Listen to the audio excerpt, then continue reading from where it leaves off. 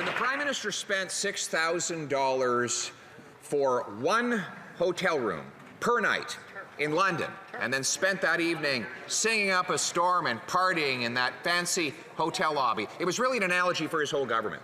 A $500 billion party with other people's money, and Canadians got the hangover.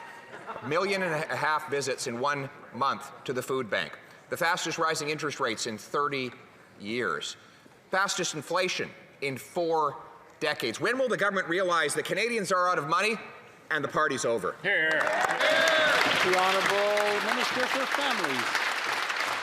Mr. Speaker, the Leader of the Opposition seems to have amnesia because over the past 2.5 years, it has been this government that has supported Canadians in their darkest hour. Mr. Speaker, we supported 9 million Canadians with the Canada Emergency Response Benefit. Mr. Speaker, we supported millions of Canadians with the Canada Emergency Wage Supports. And Mr. Speaker, we have supported thousands of businesses and organizations with the CEBA. Mr. Speaker, I only can imagine that the Leader of the Opposition is suggesting that we would have not done that and we would have seen a tank in our economy. Mr. Speaker, we did not do that. We will not take any lessons from them, and we will continue to support Canadians.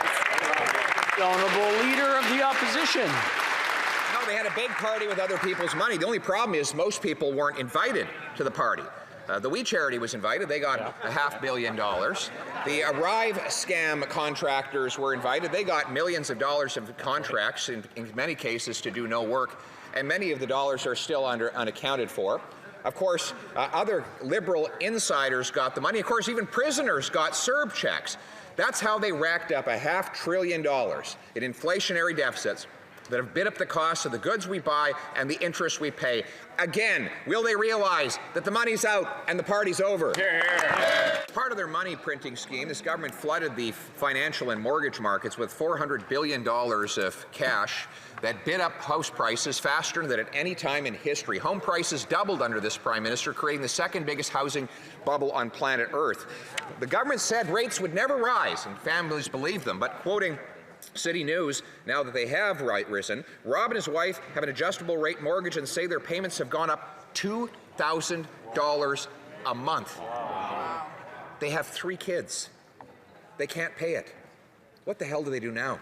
Yeah.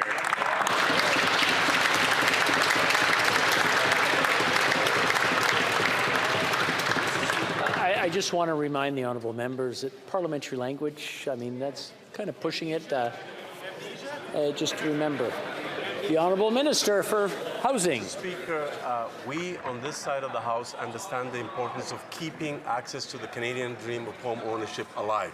But the Leader of the official opposition's voting record really shows that he doesn't actually care about making housing more affordable for working people across the country. And all he has to offer is empty rhetoric and buzzwords.